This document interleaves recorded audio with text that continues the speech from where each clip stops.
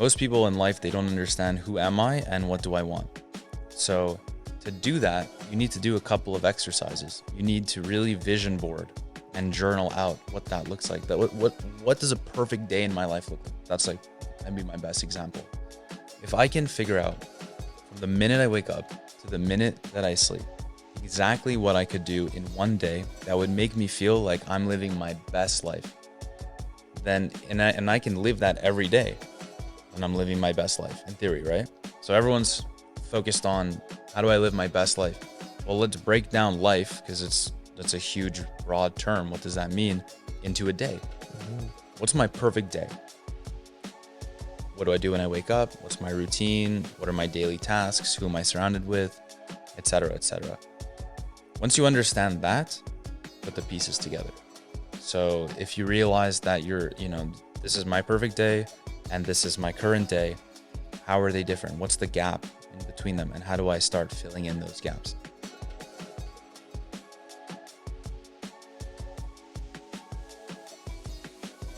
Welcome to another episode on Yalla Let's Talk. Today we have no other than William Rossy, who is a Montreal-based Lebanese content creator and runs a self-improvement brand called Sprouht with 2.5 million followers across all platforms. Sprout's goal is to help people live a more fulfilling life. In his content creation journey, William has interviewed hundreds of people around the world and asked a simple yet powerful question: how does it feel to be your age right now? The answers and advice from people from their 20s to their 80s, from all walks of life, has really resonated with millions of viewers. And today, we are joined with William to talk about his journey. Thank you for having me. Sorry, I cut you off. I was gonna say thank you for coming on Yellow Let's Talk. It's a pleasure to be here, man. I've seen your stuff for so long, and I'm very happy to be on it. Likewise. And so, William, the first question I just want to dive in is your story. Tell us about your journey. How did you get started with Sprouht? Sure. So I used to work at a bank. That's how my story kind of begins in the finance world. So I went to university in finance. I thought that was the most general business career major I could go down. My thought process was always that I wanted to be an entrepreneur. And my family, I come from a family of entrepreneurs on both sides of my family. So I was like, cool, I'm going to go into university. I don't know what I want, but I have that understanding of I'd like to do something for myself. And I'm going to be in finance, because I thought finance was me learning about everything about the business world. When I got to university, I learned that being in finance, at least like in the school I was in Canada, it's a fast track path to being an investment banker or a consultant, basically being funneled into a high paying, respectable 6-figure job. And again, I didn't know what I wanted. I didn't know who I was. I had that understanding of entrepreneurship, but you're 17, 18, 19, it doesn't really make a difference. When all these people are telling you to go one way and you don't know what you want, you kind of go that way and you believe that that's the way to go. Mm-hmm. So I bought into that. I became a practicing banker and worked on trading floors and traded fixed income commodities and currencies. Did that for a year at a few banks. Eventually came to a conclusion in my life, or basically a defining point in my life, where I was slid across the desk a contract from my boss with a number on it, 6 figures, full-time employment offer.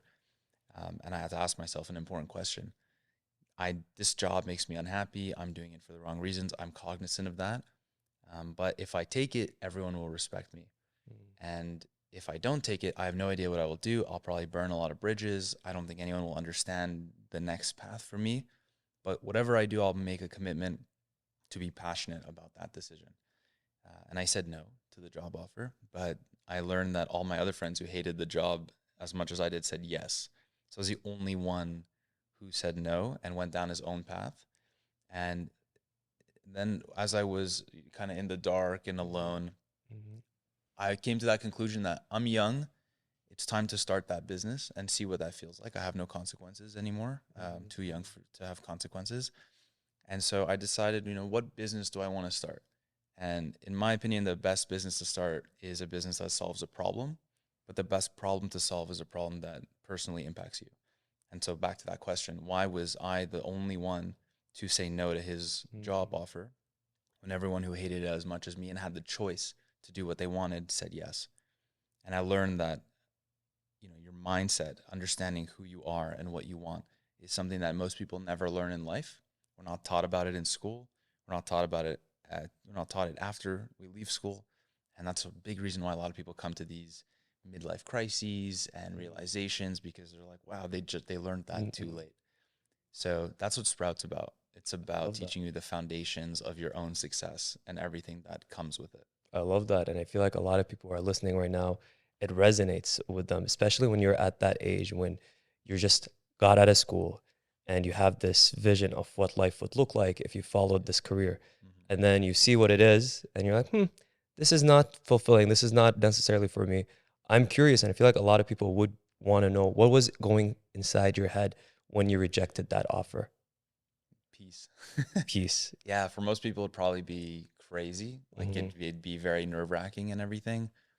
For me, it was peaceful because I've been talking with a few friends the last few days about this, and one of them mentioned this point of, you almost kind of want to hate something so much that you hate it so much that you can't bear it anymore, and then you just make the decision and quit. That's not the way I operated, but that's the way I felt leading up to that contract being slid over. I was so unhappy with that job and the life that it brought me that once that came, I was like, no way. There's no way I can accept being this unhappy. If I was moderately unhappy or Mm-mm. dissatisfied, it would have been a lot harder because that money would have been a lot more enticing. That respect would have been a lot more enticing. But I was at this point where I was just finished. So it was very peaceful. I love that. And I feel like, again, a lot of people are listening. It resonates with them because they might be in a job or they might have started a career that doesn't necessarily feel like there's an alignment. And when they make the decision to reject it or pivot somewhere else, it would feel peaceful because then you're more aligned with where you might be going versus going down the wrong path for you. Absolutely. And it's a question of knowing what you want too, right? I think once you have that comfort of Mm-mm. understanding what the next step might be or might feel like, it's a lot easier to make a decision. So, did you know you wanted to start Sprout the time you decided you No. wanted to?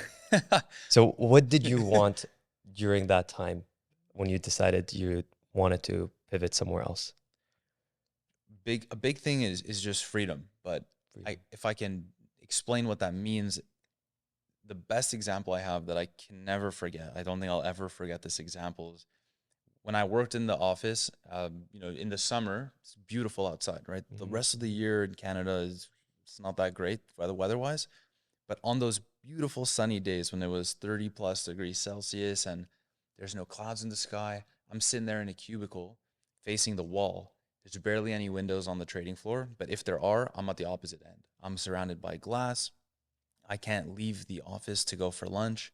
I can't leave the office like for to go for a walk because I got to be ready for a call. So if someone calls and I'm not there to answer it, it's bad for business.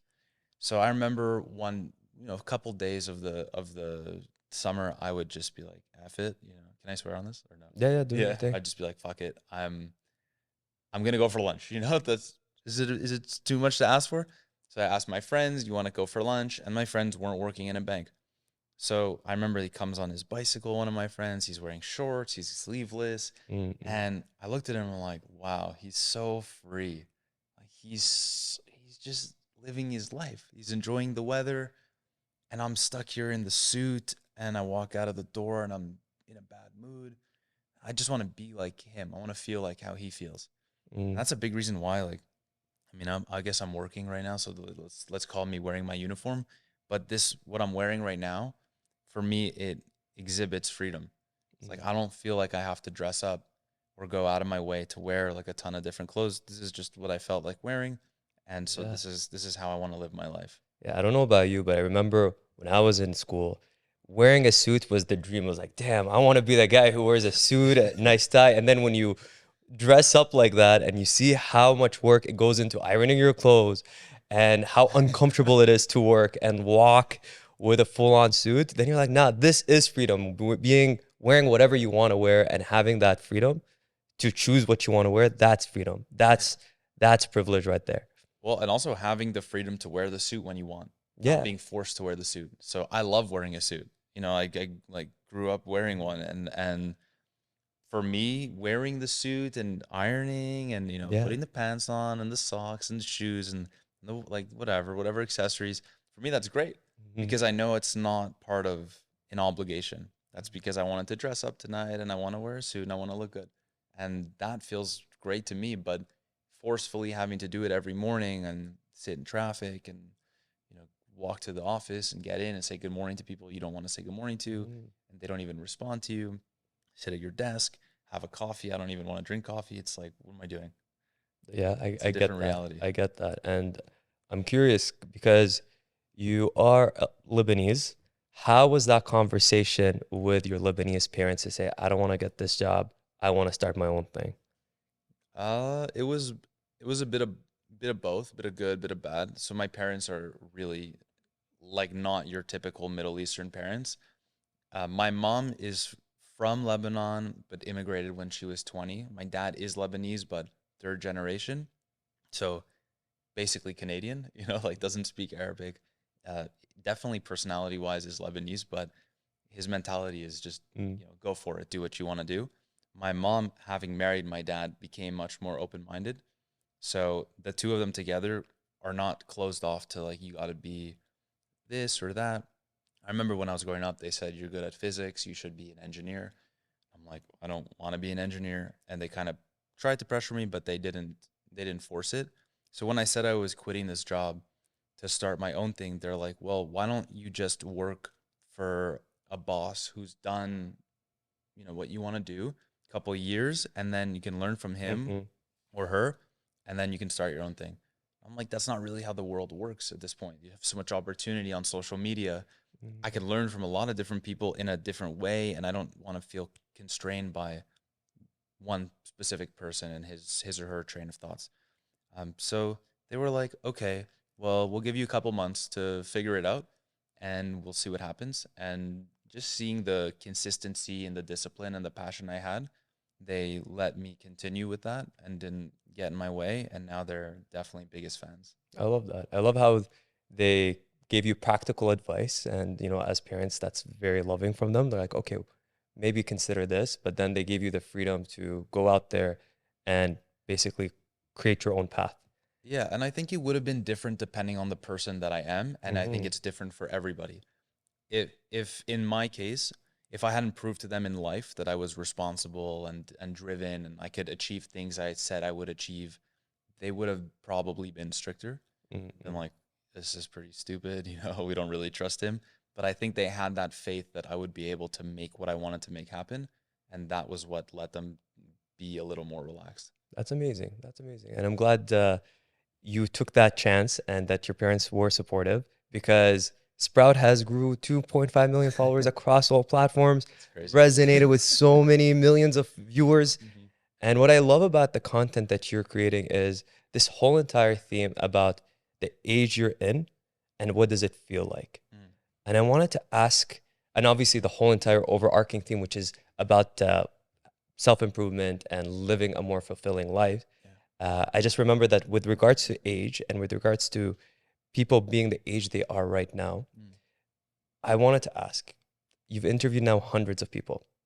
What is an overarching theme you've noticed when it comes to that question that you asked? I think the younger you are, the more negative the answer is, and the older you get, the more positive Mm, the answer is. And I read this statistic at one point when I was making a video that supposedly, according to just what people's responses were, your life satisfaction peaks at like 26. I think it was 23 or 26, one of those two ages. And then it dips. It dips for a while, long time, and then comes back up and reaches the same level of satisfaction when you hit like 63 or something. Something around there. My numbers are off, but basically early to mid 20s and early to mid 60s, the level of satisfaction you have with your life are the same. In the middle, there's a huge dip, and then I don't know what happens after, but um, yeah, that's just dependent on, I guess, if they're alive or if they're around, how their health is. that makes sense. So, okay, so if you're in your 20s, you've noticed that the younger you are, the more negative versus the older you are. Now, what advice do you find that's a lot of the older folks do give the younger folks? Like someone who is more on the senior side would give to someone is in their 20s or 30s. Can I just flip it back on you and say, Yeah. you're in your early 30s. How do you feel being in your early 30s compared to being in your early 20s? I see what you did there. You did the Uno reverse. Yeah. So, I think what you're going to answer is going to bring up a good point. So let's okay, see. let's see. So for me, I do find being in my early 30s is the best time in my life. It's you're more aware of yourself. You kind of know where you want to go. You have a better head on your shoulders. Yeah. Um, and I think the overarching theme for me is awareness. You're just more aware, right? You know what's good for you, what's not good for you. You're more unapologetic to being like, yeah, I don't want to go out on a Friday night. I want to just chill. And I like Mhm. that freedom and again, that mindfulness that you achieve when you're in your early 30s. Exactly. Okay. And I'm happy to hear that, obviously. And the older you get, so the lesson that I've understood from that and that people can take away is that the older you get, the more you realize one, what you want, two, what you don't want. Mm, And I think you hit a point in your 50s, 60s. It would be nice if everyone hit it earlier, but I think just from my answers, I've heard 50s, 60s. Understanding that people will judge you regardless mm, of what you decide to do, like really, really understanding that that's a fact, you start to just not care anymore. And, one thing that I could say is I ask a question that is, what is one thing that when you were younger, you put a lot of importance on, and as you get older, you realize it wasn't that important? mm, And the really, like, I hear this 80% of the time is what people think about me. I wish I didn't care about what other people thought about me so much. And I think as you get older, you come to this point in your life where, I'm on the back half. Why should I care anymore? What's the point? But if we took that and we applied that lesson mm, earlier in life, and you're starting to see it in your life too, right? The way you mm, think and the way you operate, and on a Saturday night, if you don't feel like going out, you're not going to go out. But when you were maybe in your early 20s, you would have been had that fear of missing out, and you would have went out regardless and got drunk and whatever. It teaches you that maybe from the start it's probably better to just do your own thing mm, and understand that if you don't want to do something, you don't have to. If you want to do something, you should do it. And you're only going to you're only going to get older. You're only going to have more responsibilities, or your body won't work as well as it used to. So I kind of went off the track of your question, but um, that's definitely one powerful mhm. thing I've learned. And I'm happy you said that because Yalla Stock, a lot of our viewers do come from Arab, Middle Eastern, or similar cultures Yeah. where the question is that they grew up with is what will people think? So Mm. breaking that stigma and living more authentically to yourself as you get older and realizing like this actually just takes up a lot of our time and effort and energy can help you live more of a fulfilling life. Because you are right, and I do think like I'm just reflecting on it for myself. I think as you get older, there's so much more things that are a priority to you that like what Bob thinks or Susan from HR or maybe Susan from HR is a bad example. HR or Susan from marketing things. From Susan from marketing, who cares what they think? You gotta just do your own thing and continue living a more fulfilling life that's true to yourself. It's tough though.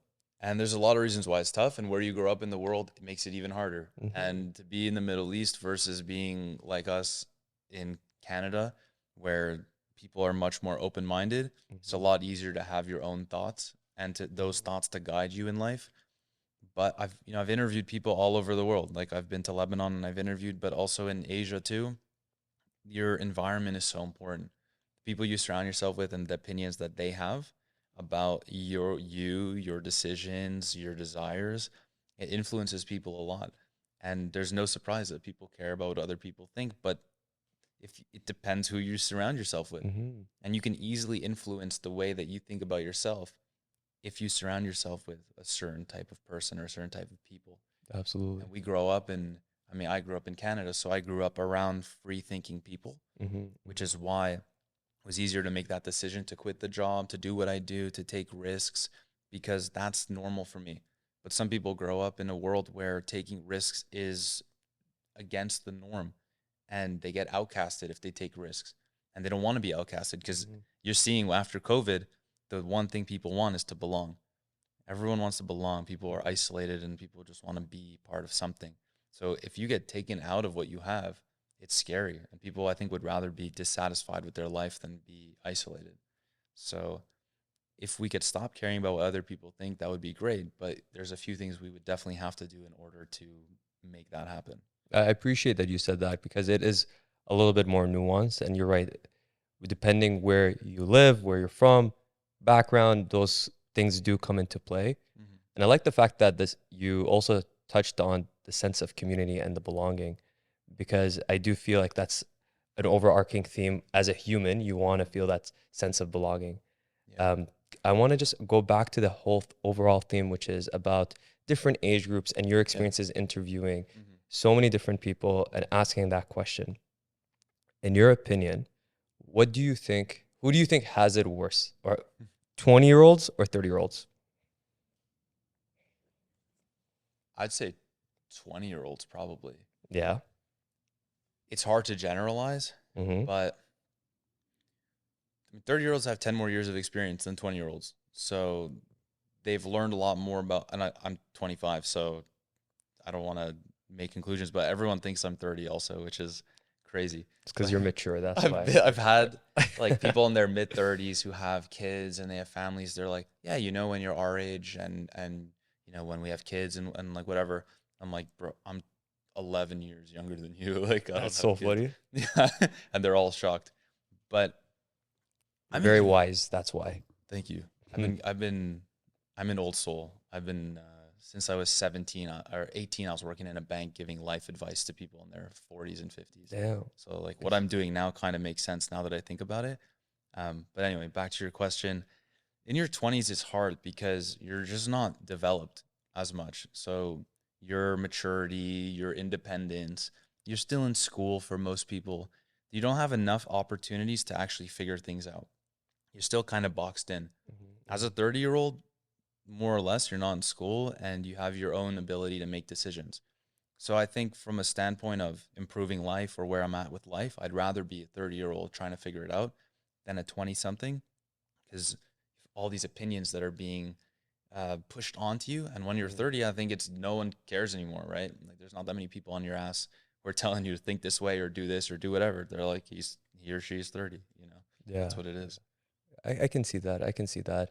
So when you're in your 20s, you kind of already have an idea and you're still trying to figure things out. And then Yeah, as you get a little older, you're like, all right, I kind of know I have a better sense of where I want to take my life. hopefully. Hopefully. But at Hopefully. least you have the opportunity to do it. Yeah. In your 20s, if I'm still in school, that means 9 months of the year I can't really do too much. And I could join a new club or I could try to talk to someone new, but I still have to be in the major I'm in and take the classes and I have the homework, and it's not that easy for me to change my lifestyle.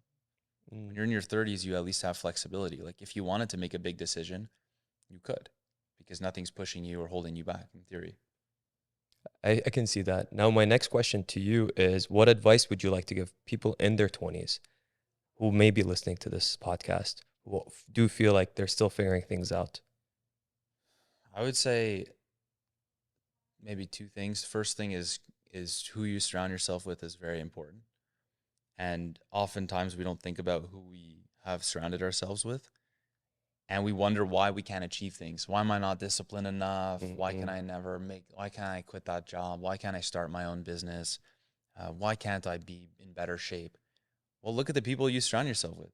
What are the conversations you're having? What are you guys talking about? Where are you hanging out? What do you do for fun? What do you do in your spare time? That's all influenced by the people that you communicate with.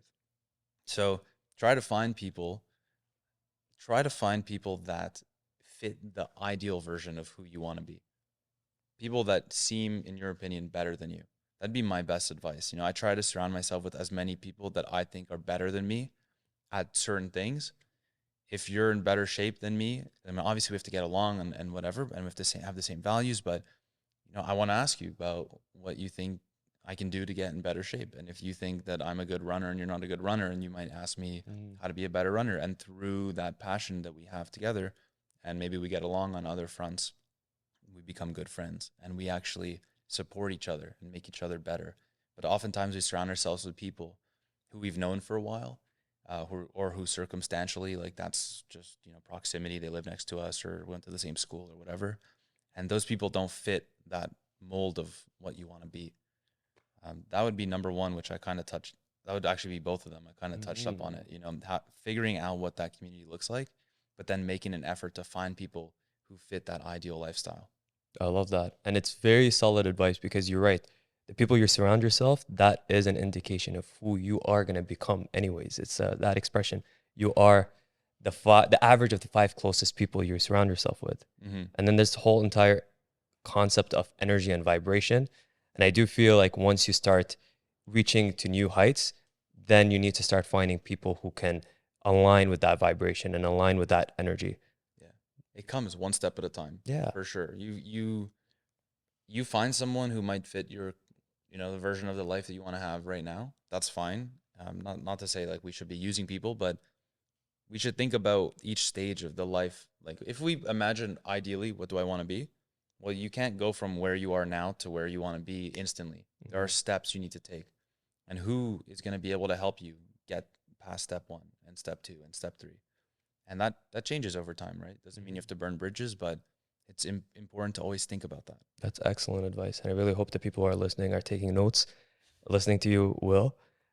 Will, I want to just talk to you about Sprouht and the mission of Sprouht. So you wrote that if you don't have a plan, you're not going to really go anywhere in life. So can you tell us a little bit more about that and what advice you want to give to anyone who wants to level up in their life right now? I think it's important to define what that means. What does it mean to level up? What does that look like? What does it feel like? Where would you do that? Who would you do it with? Most people in life, they don't understand who am I and what do I want. So to do that, you need to do a couple of exercises. You need to really vision board and journal out what that looks like. That what does a perfect day in my life look like? That's like maybe my best example. If I can figure out from the minute I wake up to the minute that I sleep, exactly what I could do in one day that would make me feel like I'm living my best life, then and I can live that every day, then I'm living my best life in theory, right? So everyone's focused on how do I live my best life? Well, let's break down life because that's a huge broad term. What does that mean? Into a day. What's my perfect day? What do I do when I wake up? What's my routine? What are my daily tasks? Who am I surrounded with? Et cetera, et cetera. Once you understand that, put the pieces together. So if you realize that this is my perfect day and this is my current day, how are they different? What's the gap in between them? And how do I start filling in those gaps? To me, that's the best advice. That's what we teach we have a community and that's what we teach there. But most people don't think about that. They just think I want to level up. But what does that mean, level up? It can mean a lot of things. You can just be a better communicator. Okay, that's also broad. Level up, maybe you want to be in better shape. Figure out what that actually means. Journal, sit with yourself, practice self-reflection, fill out exercises like the one that I just said, and then understand through the exercises you do, the realizations you have, and then take action. I love that. Just because you're right, everyone just wants to level up, but they don't even know what level up looks like to them. So just sitting down and actually reflecting on what level up looks like for you is half of the way, or you at least get half of the job done. First, know what it is, what level up means to you. And then from there, you can take actionable steps to achieve that goal. But it comes back to what you said also of, I'm in my early 30s and I know more of what I want and what I don't want. But if you didn't actually understand what that was, then you would go on social media and you would see, me popping bottles at the club, for example, or like me living in Dubai, and you'd be like, oh, that sounds cool. That's what I want. And then you try to do that, and you just get stuck in the cycle of keep continuously doing things that still don't make you happy. And are you leveling up or not? I don't know. You might be getting worse because you might be going in the wrong direction. That example you just put, that's like my nightmare. Popping bottles in Dubai. In Dubai, yeah. I'd rather be just chilling, on a nice beach. That's it. Try to go to Cancun. Yeah. Yeah. But thank you very much, Will, for coming on Yellow Let's Talk today. Just to kind of recap the conversation, we talked a lot about your journey on how you started Sprout and what was going through your mind when you decided to reject that offer in banking and in finance, and how you started your journey and amassed over 2.5 million followers. We talked a lot about age and the mindset of aging, and how in your 20s it does look like a little different than when you're in your 80s, as well as we discussed what it's like being in your 20s versus in your 30s, and you gave some solid slash fire advice with regards to anyone who is still trying to figure things out and how you can live a more fulfilling life. I just want to leave the mic to you with one last question, is if you can give anyone one last piece of advice. Well, it could be the best piece of advice you've ever received. What is one piece of advice you want to give our viewers today? I think everyone at the end of the day just wants freedom, and you have to define what freedom means. But what I've learned at the end of the day, freedom is not a better house or, better car or more money or whatever. Those are nice, but they have nothing to do with your overall day-to-day happiness. Most people want to be free, and to be free, you need to be able to do what you want when you want. Mm-hmm. So what do you want to do, and how do you want that to look like? If you can actually visualize those two things and merge them together, and then go for it, take a couple risks, make a couple decisions, bring on new people in your life to inspire you to get there, I think your life would change a lot faster than you think. There's a lot more progress that you can make in a very short amount of time if you navigate it properly. I love that. Thank you very much for sharing that. And where can people follow you if they want to learn more about you, about Sprought? Yeah, so at Sprought, Sprouht, on all platforms. You can look it up on Google also, and then at Sprought U is our community. Love it. Thank you very much. And everyone, please do not forget to follow Sprought, learn about their resources, and don't forget to subscribe. Yalla, bye.